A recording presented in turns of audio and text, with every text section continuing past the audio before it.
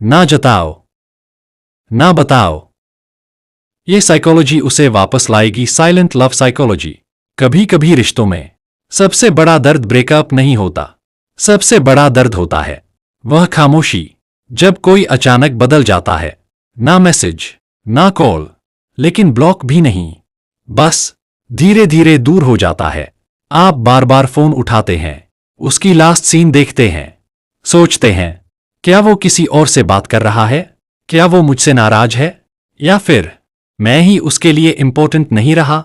लेकिन सच क्या है? साइकोलॉजी कहती है कभी कभी किसी को वापस पाने का सबसे पावरफुल तरीका होता है उसे दिखाना कि आप उसके बिना भी ठीक हैं। और आज की कहानी में आप समझेंगे कैसे साइलेंस किसी को वापस आने पर मजबूर कर सकता है। लेकिन ध्यान रखिए, इस कहानी में एक ऐसा मोड़ आएगा जहां सारा को एक फैसला लेना पड़ेगा, और वही फैसला उसकी पूरी जिंदगी बदल देगा। यह कहानी है सारा और देव की। सारा एक छोटे शहर की लड़की थी। उसकी आंखों में सपने थे, लेकिन दिल में थोड़ा डर भी था, क्योंकि वह पहली बार अपने शहर से दूर दिल्ली जैसे बड़े शहर में पढ़ने आई थी। नया कॉलेज, नए लोग, नया माहौल। शुरू शुरू में उसे सब कुछ अजनबी लगता था। कभी कभी वह हॉस्टल की बालकनी में खड़ी होकर अपने शहर को याद करती, लेकिन धीरे धीरे वह इस नई दुनिया में एडजस्ट होने लगी। उसी कॉलेज में पढ़ता था देव का पर्सनालिटी बिल्कुल अलग था। कॉन्फिडेंट, थोड़ा फनी, और हर सिचुएशन में काम।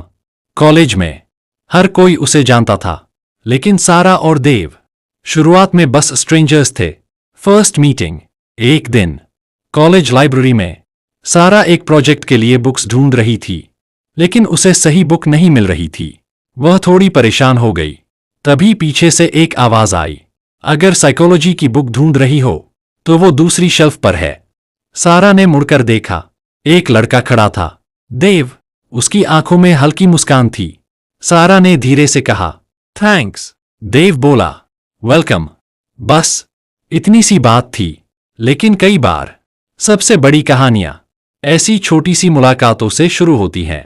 उस दिन के बाद सारा और देव की मुलाकातें बढ़ने लगीं। कभी लाइब्रेरी, कभी कैफेटेरिया, कभी कैंपस वॉक। पहले बातें सिर्फ पढ़ाई की होती थीं, फिर जोक्स शुरू हुए, फिर पर्सनल बातें। धीरे धीरे दोनों एक दूसरे की डेली लाइफ का हिस्सा बन गए। हर सुबह गुड मॉर्निंग, हर रात टेक केयर, और बीच बीच में एंडलेस चैट्स। सारा को लगने लगा शायद देव उसकी जिंदगी में कुछ खास बनता जा रहा है, लेकिन जिंदगी हमेशा सिंपल नहीं रहती। एक दिन सब कुछ बदल गया। देव अचानक कम बात करने लगा। पहले मैसेज तुरंत आता था, अब घंटों बाद आने लगा। फिर धीरे धीरे रिप्लाई आना भी बंद हो गया। सारा परेशान हो गई।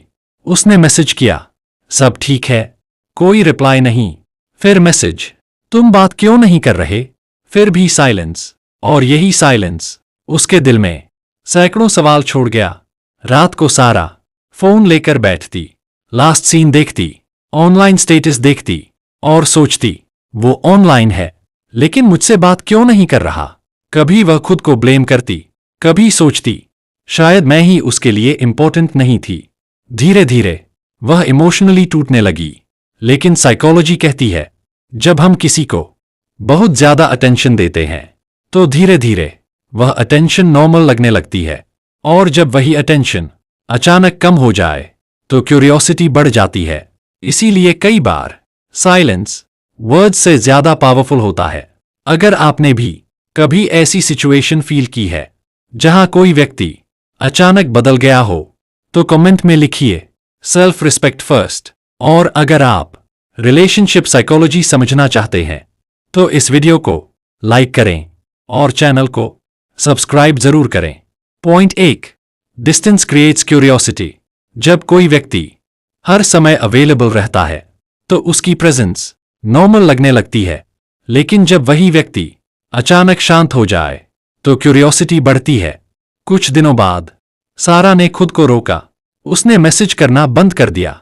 पहली बार उसने साइलेंस चूज किया। Point 2, self growth creates attraction.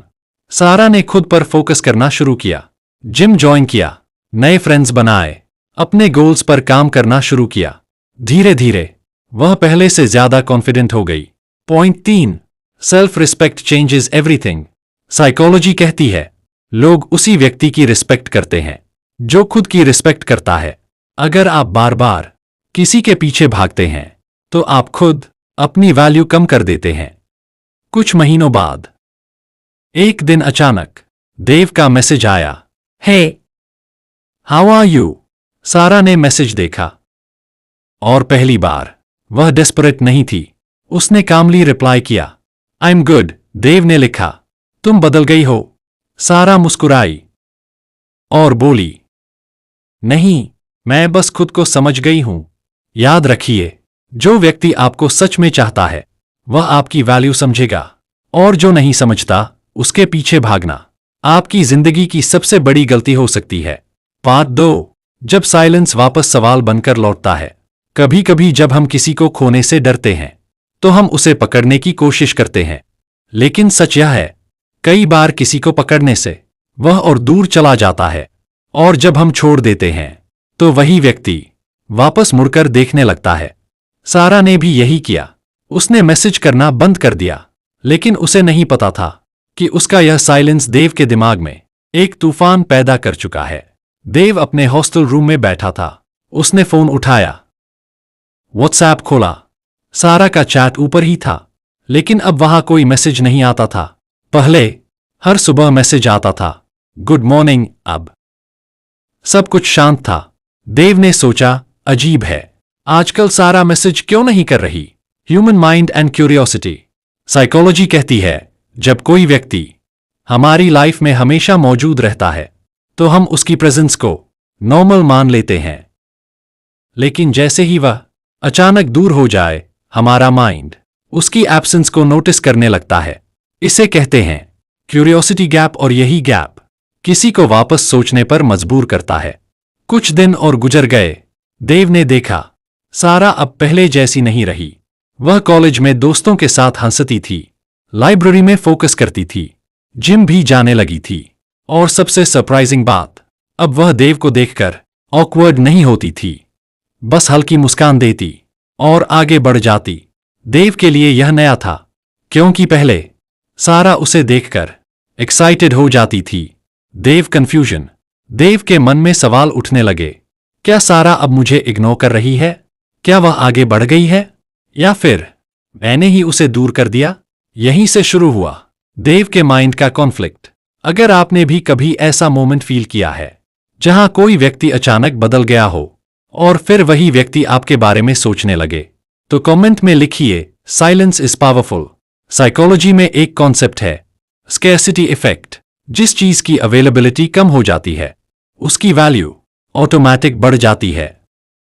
पहले सारा हमेशा अवेलेबल थी, अब वह अपनी लाइफ में बिजी थी, और यही चेंज देव के माइंड में क्यूरियोसिटी पैदा कर रहा था। कॉलेज में एनुअल फेस्ट चल रहा था, म्यूजिक, लाइट्स, क्राउड और खुशी का माहौल। सारा अपने फ्रेंड्स के साथ स्टेज के पास खड़ी थी। वह हंस रही थी, खुश लग रही थी। देव दूर खड़ा उसे देख रहा था और पहली बार उसे रियलाइज हुआ, शायद मैं ही उसे खो रहा हूं। देव रियलाइजेशन। उस रात देव देर तक सो नहीं पाया। उसने सोचा, जब सारा मेरी लाइफ में थी तो मैंने उसकी वैल्यू नहीं समझी, और अब जब वह दूर हो गई है तो मुझे उसकी याद आ रही है। यही है ह्यूमन नेचर। हम कई बार किसी चीज की वैल्यू तभी समझते हैं जब वह हमसे दूर चली जाती है। अगली सुबह देव ने फाइनली मैसेज किया, हे। सारा ने मैसेज देखा, लेकिन इस बार उसने तुरंत रिप्लाई नहीं किया। कुछ घंटे बाद उसने सिंपल रिप्लाई दिया, हाय। देव ने लिखा, कैसी हो? सारा ने लिखा, अच्छी हूं, बस इतना ही। जब आप इमोशनली स्टेबल होते हैं तो सामने वाला आपको ज्यादा रिस्पेक्ट देता है। अगर सारा पहले की तरह एक्साइटेड हो जाती तो शायद देव की क्यूरियोसिटी खत्म हो जाती, लेकिन उसका काम बिहेवियर देव को और कंफ्यूज कर रहा था। कुछ दिन बाद कॉलेज कैंपस में देव और सारा आमने सामने आ गए। देव ने कहा, सारा, क्या हम थोड़ी देर बात कर सकते हैं? सारा ने कहा, हाँ। दोनों कैंपस गार्डन में बैठ गए। कुछ सेकंड्स दोनों चुप रहे। फिर देव बोला, तुम बदल गई हो। सारा हल्का सा मुस्कुराई और बोली, नहीं, मैं बस खुद को समझ गई हूं। देव ने धीरे से कहा, मुझे लगता है मैंने तुम्हें हर्ट किया और शायद मैंने तुम्हारी वैल्यू बहुत देर से समझी। सारा ने शांत आवाज में कहा, कभी कभी लोगों को समझने में थोड़ा समय लग जाता है। याद रखिए, किसी को वापस पाने के लिए आपको गेम्स खेलने की जरूरत नहीं होती।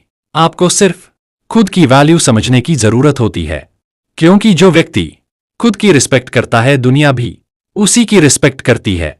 अगर आपको यह कहानी पसंद आई तो वीडियो को लाइक जरूर करें और कमेंट में लिखें, सेल्फ रिस्पेक्ट इज पावर। और इस वीडियो को उस दोस्त के साथ शेयर करें जो आज भी किसी के इग्नोर करने से परेशान है।